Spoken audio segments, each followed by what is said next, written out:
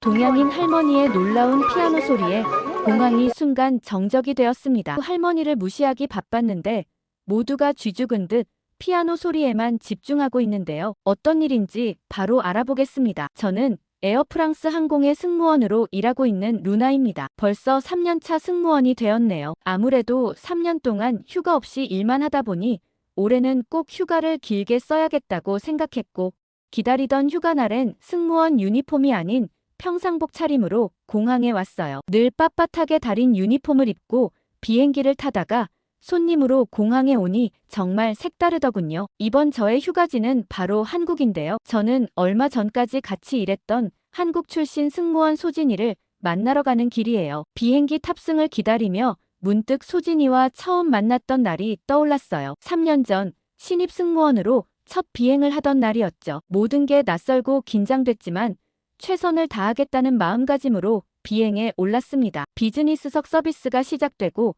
저는 최대한 침착하게 움직이려 노력했어요. 중국에서 온 사업가로 보이는 손님께 콜라를 서빙하던 순간이었죠. 순간 난기류의 비행기가 흔들렸고 손이 흔들려 그만 콜라를 쏟아버렸어요. 다행히 손님께 가던 길이었고 바닥에 쏟아버려 그나마 다행이라고 생각했습니다. 그러나 중국인 손님은 벌떡 일어나 정장 바지에 콜라가 튀었다며 화를 내기 시작하셨습니다. 순간 기내가 얼어붙었습니다. 손님은 자리에서 중국어로 뭐라고 소리를 지르기 시작했어요. 고가의 정장이 망가졌다며 목소리는 점점 더 커졌고 주변 승객들의 시선이 일제히 이쪽으로 쏠렸죠. 손님은 얼굴이 시뻘개져서 계속해서 소리를 질러댔어요. 영어로 항공사의 수준이 이게 뭐냐며 신입은 왜 비즈니스석에 배치했느냐며 화를 냈죠. 저는 사과의 말을 반복하며 수건으로 닦아드리려 했지만 손님은 제 손을 거칠게 밀쳐내셨어요. 객실 팀장님이 달려오셨고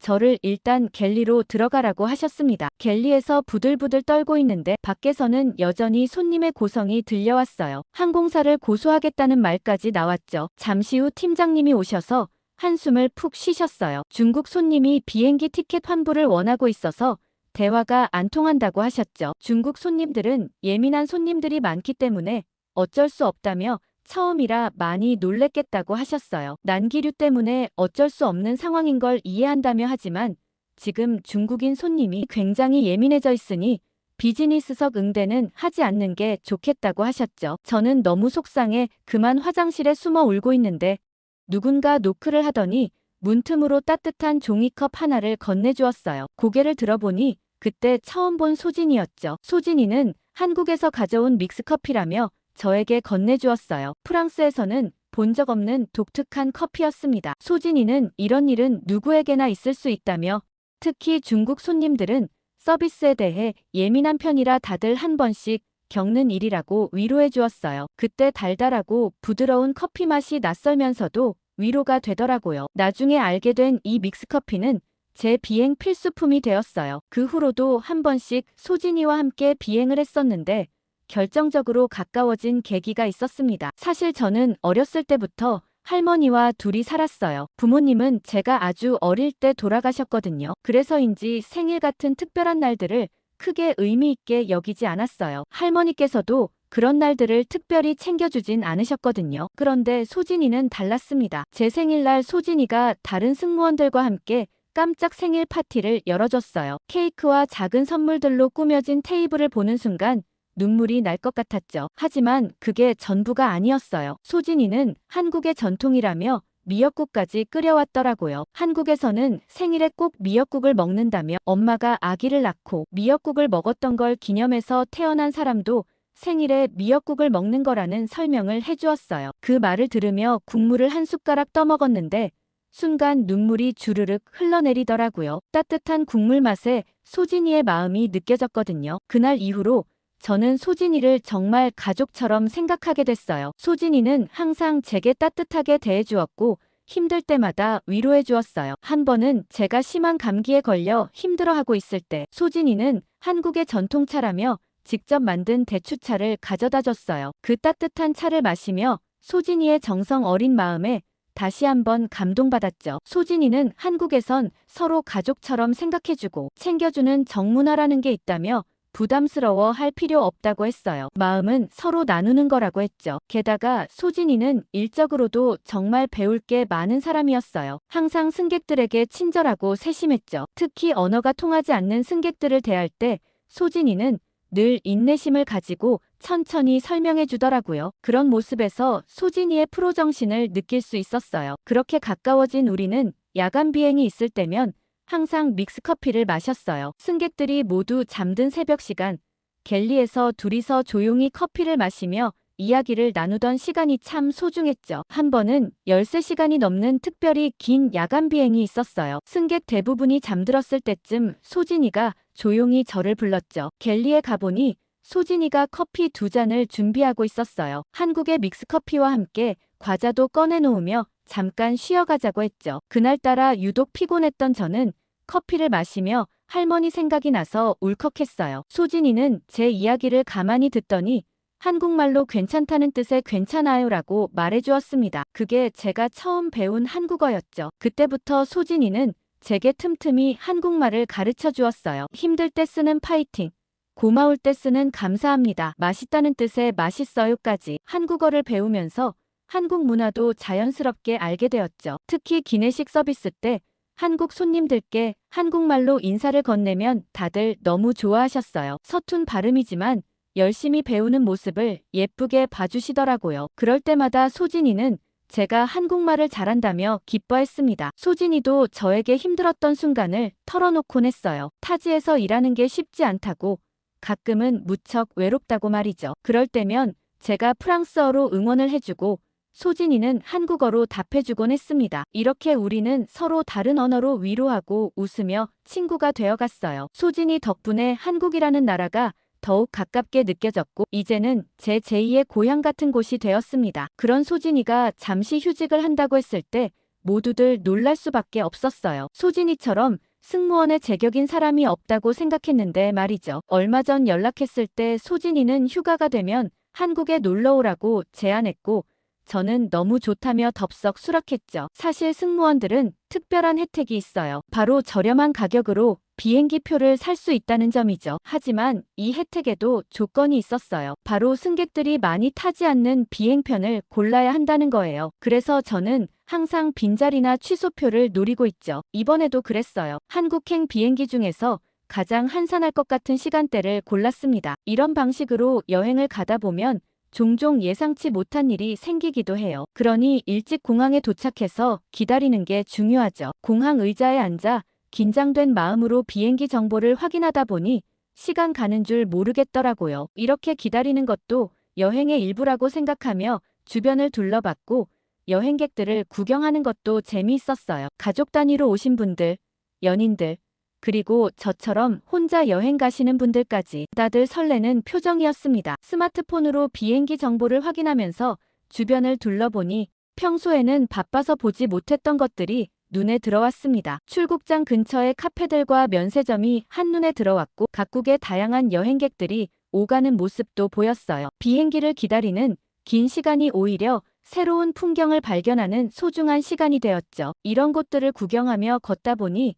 문득 여행이 시작되었다는 실감이 났어요. 늘 승무원으로 바쁘게 지나다니기만 했던 공항이 이렇게 여유롭고 설레는 공간이었다니 신기했습니다. 그치만 혹시나 표가 취소될까봐 화장실도 못 가고 계속 확인만 하고 있었죠. 얼마 전에도 그랬어요. 짐을 다 싸서 공항까지 왔는데 갑자기 취소되는 바람에 그날 여행을 못 간 적이 있었거든요. 항공사에서 오버부킹이 되어 제 자리가 없어진 거였죠. 그때는 하루를 꼬박 기다려 다음 날에야 비행기를 탈 수 있었어요. 그래서 이번엔 좀 더 신중을 기했습니다. 혹시 모를 상황에 대비해 일찍 공항에 도착했어요. 비행기 출발 시간보다 5시간이나 일찍 왔죠. 로비에서 이렇게 오래 기다리는 건 처음인데 의외로 나쁘지 않았어요. 오히려 평소에 미처 보지 못했던 공항의 새로운 모습을 발견하는 재미가 있었습니다. 그런데 비행편을 기다리며 로비를 서성이던 중 불쾌한 장면을 목격했어요. 중국인 관광객 무리가 시끄럽게 떠들며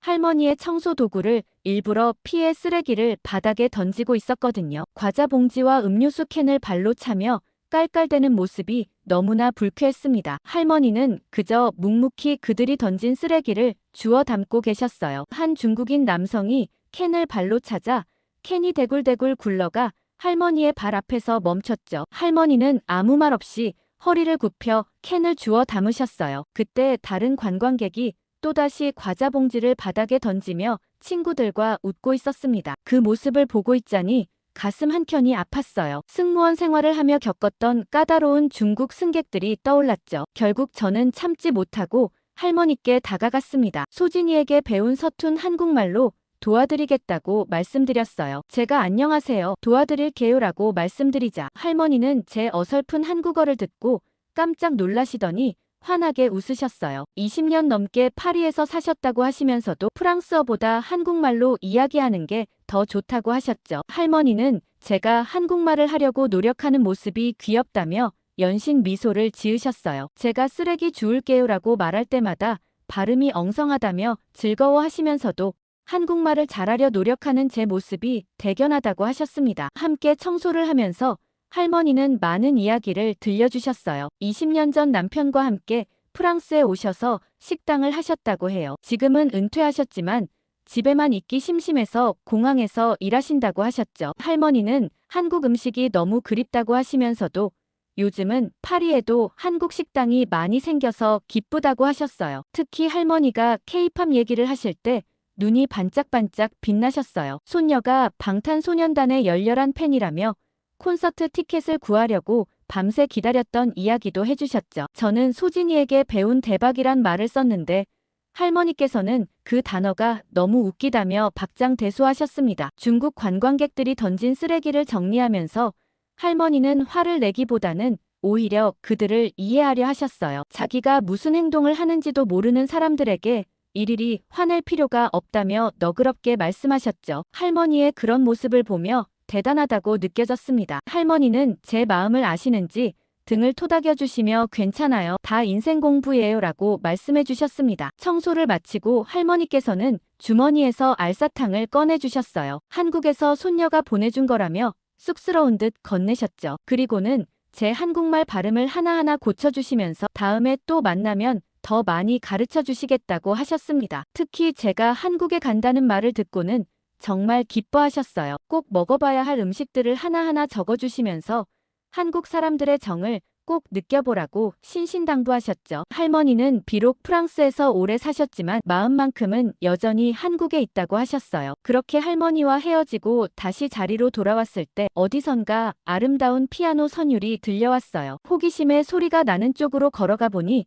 공항 한켠에 마련된 작은 무대가 있었습니다. 그랜드 피아노가 놓인 무대 위에는 세계적인 피아니스트 마르크 듀발이 앉아 있었어요. 저는 그의 이름을 즉시 알아볼 수 있었죠. 할머니와 함께 살 때 자주 들었던 클래식 음반 중에 그의 연주가 있었거든요. 마르크 듀발은 프랑스가 자랑하는 피아니스트로 그의 공연 티켓은 늘 매진된다는 이야기를 들었습니다. 세계적인 피아니스트가 공항 로비에서 깜짝 공연을 한다는 소식이 금세 퍼졌나 봐요. 순식간에 많은 사람들이 모여들었고 저도 그 자리에 멈춰섰죠. 검은 턱시도를 입은 피아니스트의 모습은 무대 위에서 보던 그의 모습 그대로였어요. 첫 곡은 쇼팽의 녹턴이었습니다. 피아니스트의 손가락이 건반 위를 우아하게 움직일 때마다 로비가 아름다운 선율로 가득 찼어요. 공항의 분주한 소음도 마치 마법에 걸린 듯 사라지고 오직 피아노 소리만이 공간을 채웠죠. 여행객들은 캐리어를 멈추고 그 자리에 서서 연주를 감상했어요. 어떤 이들은 핸드폰으로 영상을 찍기 시작했고 또 어떤 이들은 눈을 감은 채 음악에 심취해 있었죠. 저도 모르게 할머니 생각이 났어요. 할머니가 이 연주를 들으셨다면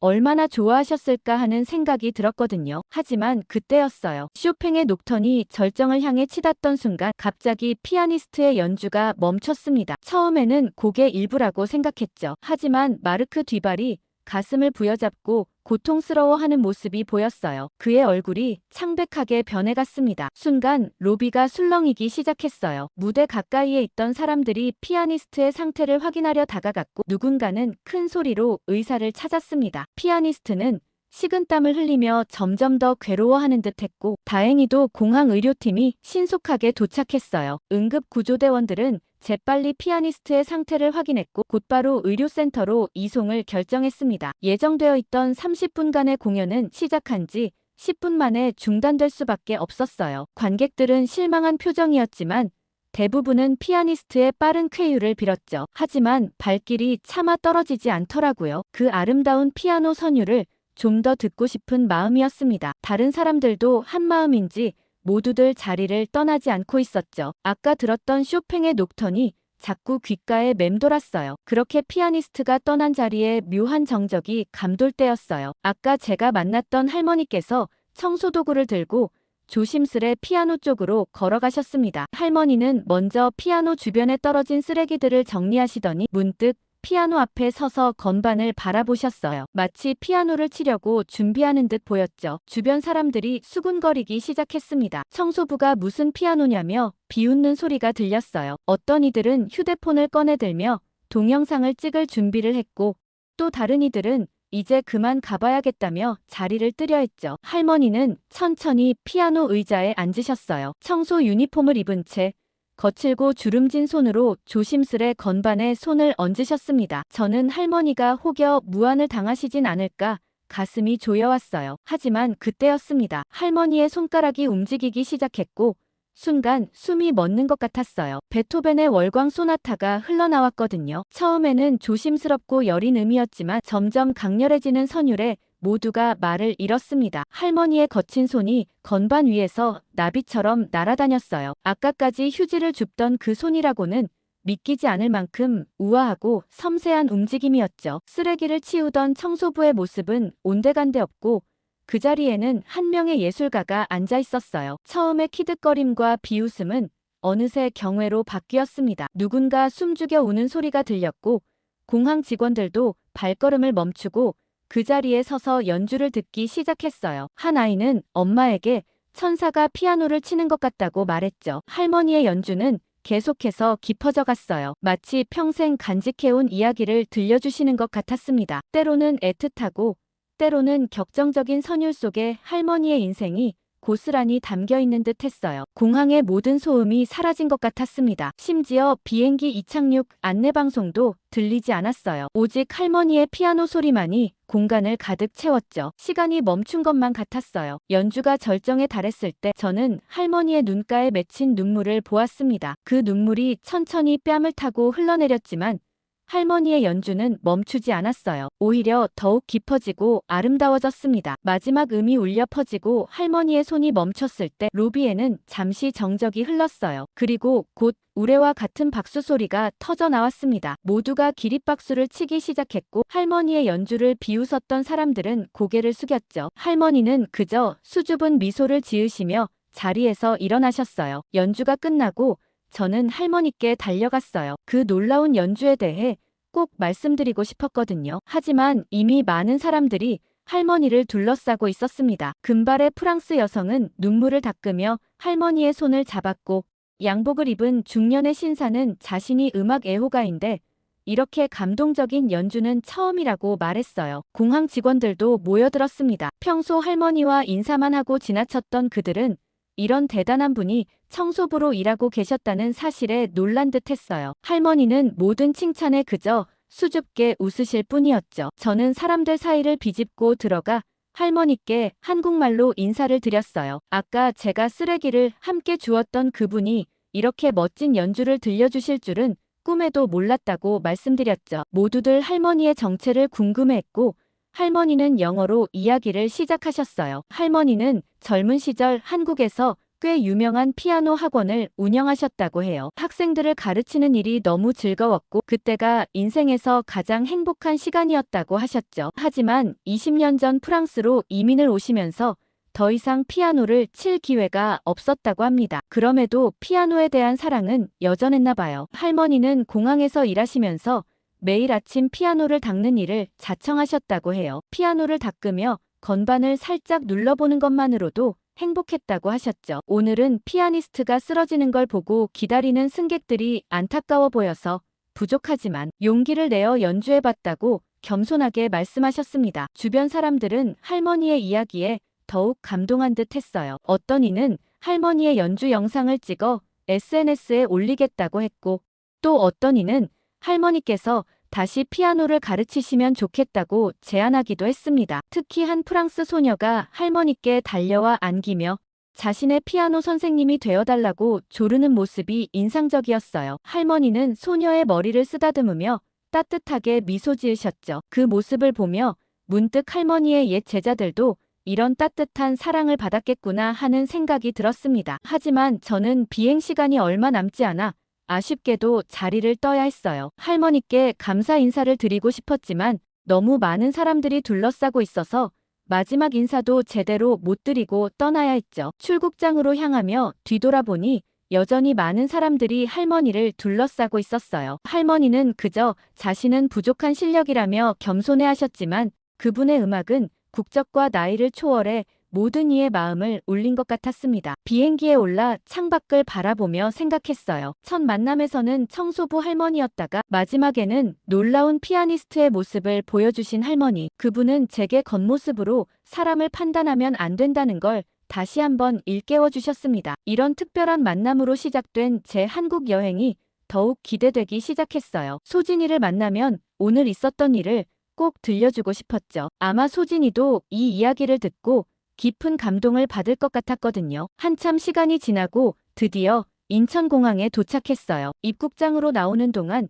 긴장감과 설렘이 뒤섞였습니다. 자동문이 열리자 제일 먼저 소진이가 보였어요. 환한 미소로 저를 반겨주는 소진이의 모습은 여전했지만 뭔가 달라진 느낌이었어요. 평소에 깔끔한 승무원 유니폼 대신 단정한 정장 차림이었거든요. 반갑게 포옹을 하고 제 짐을 받아든 소진이는 공항 커피숍으로 저를 안내했습니다. 오랜만에 만난 친구와 이야기를 나누고 싶다며 차 한잔 하자고 했어요. 커피숍에 앉아 이야기를 나누던 중 소진이가 조심스럽게 입을 열었어요. 승무원을 그만두고 로스쿨 입학을 준비하고 있다는 거였죠. 변호사가 되고 싶다는 소진이의 말에 저는 깜짝 놀랐습니다. 소진이는 최근에 있었던 일이 자신의 인생을 완전히 바꿔놓았다고 했어요. 몇 달 전 비행기에서 만난 한 할아버지 승객 때문이었죠. 할아버지는 미국에 사는 딸을 만나러 가는 길이었는데 얼마 전 보이스피싱 사기를 당해 모든 재산을 잃었다고 했답니다. 자식들 뒷바라지하느라 평생 모아둔 돈을 하루아침에 잃어버린 할아버지는 무슨 낯으로 딸을 만나러 가냐며 눈물을 흘리셨대요. 더 마음 아픈 건 사기범을 잡았지만 법적 대응 방법을 몰라 포기할 수밖에 없었다는 거였죠. 소진이는 그때 자신의 무력함을 뼈저리게 느꼈다고 해요. 할아버지를 위로하는 것 말고는 아무것도 해줄 수 없었다는 게 너무 괴로웠대요. 그날 집으로 돌아와 인터넷을 검색해보는데 비슷한 사건이 굉장히 많았다고 했어요. 특히 노인들을 대상으로 한 법률 사기가 늘어나는 현실이 너무 안타까웠대요. 그날 이후 소진이는 법을 공부하기로 결심했다고 합니다. 자신처럼 힘없는 노인들의 편에서 싸워줄 수 있는 변호사가 되고 싶다고 했어요. 평생 자식들을 위해 살아온 부모님 세대가 이렇게 쉽게 피해자가 되는 현실을 바꾸고 싶다고 말했죠. 지금은 매일 밤 로스쿨 입학을 준비하면서 할아버지를 떠올린다고 해요. 자신이 꼭 변호사가 되어서 비슷한 일을 겪는 어르신들을 도와드리고 싶다는 소진이의 눈빛은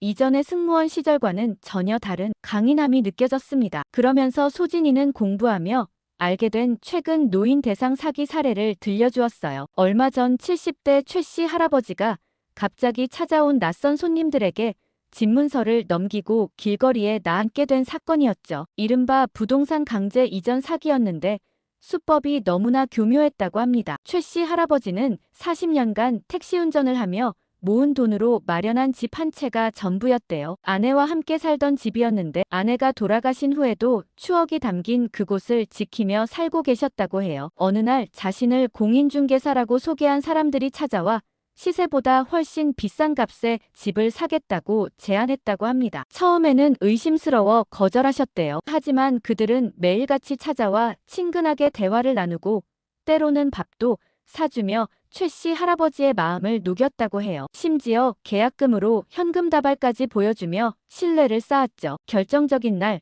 최 씨 할아버지가 잠시 화장실에 간 사이 미리 준비한 서류에 도장을 찍게 하고 집문서를 가져갔대요. 최 씨 할아버지는 계약서라고 생각하고 도장을 찍었는데 알고 보니 소유권 이전 서류였다고 합니다. 며칠 뒤 최 씨 할아버지는 자신의 집이 이미 다른 사람 명의로 바뀐 것을 알게 되었어요. 경찰에 신고했지만 서류상 하자가 없다는 이유로 법적 대응이 어렵다고 했죠. 결국 평생 살아온 보금자리를 하루아침에 잃어버린 할아버지는 지금도 컨테이너에서 홀로 지내신다고 해요. 더 안타까운 건 이런 일이 하루에도 몇 건씩 일어난다는 거였어요. 소진이는 법을 공부하면서 비슷한 사례들을 너무 많이 접했다고 했습니다. 자식들 교육비로 보험 들었다가 사기를 당한 할머니 대출을 해준다며 개인정보를 빼낸 뒤 수천만 원의 빚을 떠안게 된 노부부의 이야기까지. 이런 사연을 듣고 있자니 저도 마음이 아팠어요. 소진이는 이런 피해자들이 법의 보호를 제대로 받지 못하는 현실이 너무 안타깝다며 꼭 이분들의 목소리가 되어주고 싶다고 했습니다. 커피를 마시며 이야기를 나누다 보니 어느새 해가 저물었어요. 소진이는 저를 자신의 집으로 안내했고 차로 이동하는 동안 한국의 야경을 설명해 주었습니다. 밤이 되어도 환하게 빛나는 도시의 모습이 인상적이었어요. 차 안에서도 소진이는 계속해서 변호사가 된 후의 계획을 이야기했어요. 노인 전문 법률 상담소를 열어서 무료로 상담해주고 싶다고도 했고 요양원을 순회하면서 법률 교육도 하고 싶다고 했습니다. 이전의 승무원 소진이와는 전혀 다른 열정 가득한 모습이었죠. 서울의 밤거리를 달리며 저는 생각했어요. 파리에서 만난 피아니스트 할머니, 그리고 이제는 변호사를 꿈꾸는 소진이까지 오늘 하루 동안 참 특별한 분들을 만났다는 생각이 들었습니다. 잠시 후 소진이의 집에 도착하고 얼마 지나지 않아 저녁 식사 시간이 되었어요. 소진이는 거실 한켠에 접어두었던 낮은 식탁을 펴기 시작했습니다. 처음 보는 광경에 어리둥절한 제게 이게 바로 한국의 교자상이라고 설명해 주었어요. 테이블이 무릎 높이밖에 되지 않아서 걱정이 됐죠. 소진이는 방석을 몇 개 가져와 바닥에 놓으며 여기 앉으라고 했어요. 프랑스에서는 상상도 못했던 일이라 망설여졌지만 용기를 내어 바닥에 앉아보았습니다. 놀랍게도 바닥이 따뜻했어요. 온돌 난방 덕분에 차가운 바닥에 앉는다는 걱정은 기우였죠. 소진이는 제가 편하게 앉을 수 있도록 방석 위치를 조절해 주었고 프랑스의 식탁 문화와는 전혀 다른 이 경험이 신기하다며 웃었습니다. 처음에는 자세가 어색해서 계속 자리를 바꿔가며 앉았어요. 다리를 어떻게 두어야 할지, 허리는 어떻게 펴고 있어야 할지 도통감이 잡히지 않았죠. 소진이는 제 모습이 마치 자기가 처음 비행기를 탔을 때처럼 보인다며 재미있어 했습니다. 하지만 시간이 지날수록 이 자세가 의외로 편하다는 걸 느꼈어요. 따뜻한 바닥은 마치 온열 마사지를 받는 것처럼 기분 좋았고 무릎을 구부리고 앉아있으니 자연스럽게 허리가 바로 펴졌습니다. 프랑스의 딱딱한 식탁 의자와는 전혀 다른 편안함이었죠. 따뜻한 바닥이 포근해서 그대로 바닥에 누워보았어요. 소진이는 한국 사람들은 온돌 바닥에 누워서 휴식을 취하는 걸 좋아한다고 했습니다. 실제로 따뜻한 바닥에 누우니 온몸의 피로가 풀리는 것 같았어요. 그때 문득 프랑스의 겨울이 떠올랐습니다. 차가운 바닥 때문에 항상 두꺼운 슬리퍼를 신어야 했고 라디에이터 앞에만 서 있어도 발이 시렸던 기억이 났어요. 하지만 이곳의 바닥은 마치 따뜻한 이불 속에 있는 것처럼 포근했습니다. 소진이는 이런 온돌 문화가 1000년이 넘게 이어져 왔다고 설명해 주었어요. 한국 사람들의 생활 습관과 문화가 이런 난방 방식에 맞춰 발전해 왔다는 게 놀라웠습니다. 난방 방식 하나를 통해서도 이렇게 큰 문화적 차이를 발견할 수 있다는 게 신기했어요. 바닥에 편하게 앉아 있을 때쯤 소진이 어머님께서 저녁 준비가 다 되었다고 부르셨어요. 고개를 돌리자 놀라운 광경이 펼쳐졌습니다. 교자상 위에 크고 작은 그릇들이 가득했는데 이렇게 많은 반찬은 처음 봤죠. 특히 가운데 놓인 붉은 국물의 찌개가 저의 시선을 사로잡았습니다. 보글보글 끓고 있는 김치찌개였죠. 소진이 어머님은 제가 매운 음식을 잘 못 먹을까봐 걱정하시며 국물만이라도 한번 먹어보라고 하셨어요. 조심스럽게 한 숟가락 떠서 맛을 보는 순간 이상한 일이 일어났어요. 매운 듯 하면서도 시원하고 칼칼하면서도 구수한 맛이 입안 가득 퍼졌습니다. 김치의 알싸한 맛과 돼지고기의 고소한 맛이 조화롭게 어우러져 있었죠. 프랑스에서는 경험해보지 못한 완전히 새로운 맛이었어요. 한 입, 두 입 먹다 보니 어느새 얼굴에 땀이 맺혔습니다. 그런데도 계속 먹게 되는 중독성 있는 맛이었어요. 소진이 어머님은 제 모습을 보시고는 기뻐하시며 김치찌개에 대해 설명해 주셨습니다. 오래된 김치로 끓이는 게 가장 맛있다고 하시면서 발효된 김치의 깊은 맛이 국물에 배어 나와야 진짜 김치찌개라고 하셨어요. 어머님은 특별히 저를 위해 일주일 전부터 숙성시킨 김치로 찌개를 끓이셨다고 했습니다. 어머니의 정성이 너무 따뜻하게 느껴졌죠. 소진이의 따뜻한 마음은 어머니께로부터 이어져 온 거라는 생각이 들었습니다. 더 신기했던 건 반찬 문화였어요. 10가지가 넘는 반찬들은 각각 다른 맛과 향을 가지고 있었습니다. 시금치 나물의 담백함, 멸치볶음의 짭조름함, 고사리 나물의 은은한 맛까지 한 숟가락 밥에 이렇게 다양한 맛을 더할 수 있다는 게 놀라웠어요. 소진이는 이 반찬들을 밥과 함께 먹는 방법을 하나하나 알려주었어요. 특히 김치는 종류도 다양해서 배추김치와 깍두기 그리고 총각김치까지 모두 다른 매력이 있었죠. 가장 인상적이었던 건 이 모든 반찬을 함께 나눠 먹는다는 점이었습니다. 프랑스에서는 각자의 접시에 음식을 덜어 먹는데 여기서는 하나의 반찬을 모두가 함께 먹었어요. 처음엔 어색했지만 이런 식사 방식에서 한국인들의 정이라는 걸 느낄 수 있었습니다. 식사 중간중간 소진이 어머님은 제게 계속 반찬을 더 들라고 하셨어요. 특히 제가 김치찌개를 맛있게 먹는 걸 보시고는 고기를 더 건져서 제 그릇에 넣어주셨죠. 마치 오랫동안 보고 싶었던 딸을 대하듯 정성스럽게 음식을 챙겨주시는 모습에 가슴이 따뜻해졌습니다. 나중에 알고 보니 어머님은 제가 온다는 소식을 듣고 아침부터 장을 보시고 음식을 준비하셨대요. 김치찌개에 들어갈 돼지고기도 특별히 고르러 시장까지 다녀오셨다고 합니다. 소진이는 어머님이 평소보다 훨씬 더 많은 반찬을 준비하셨다며 웃었어요. 식사가 끝나갈 무렵 어머님은 먹고 싶은 음식이 있으면 프랑스 가기 전에 들러서 싸가도 된다며 언제든 찾아오라고 하셨어요. 소진이는 한국의 어머니들은 늘 이렇게 자식들 먹을 걱정을 한다며 설명해 주었죠. 마치 제가 정말 딸이 된 것처럼 느껴지는 순간이었습니다. 그날 저녁 처음 맛본 김치찌개와 반찬들 그리고 그 음식에 담긴 어머님의 정성은 제게 특별한 추억이 되었어요. 단순한 식사가 아닌 한국인들의 정을 느낄 수 있는 소중한 경험이었죠. 이제 프랑스로 돌아가면 이 맛이 그리워질 것 같다는 생각이 들었습니다. 여러분은 혹시 겉모습만 보고 잘못 판단하거나 무시당해 본 적이 있으신가요? 오늘 사연에 대한 여러분의 생각을 댓글로 많이 달아주시고 구독과 좋아요 꾹 눌러주세요. 감동 필름이었습니다.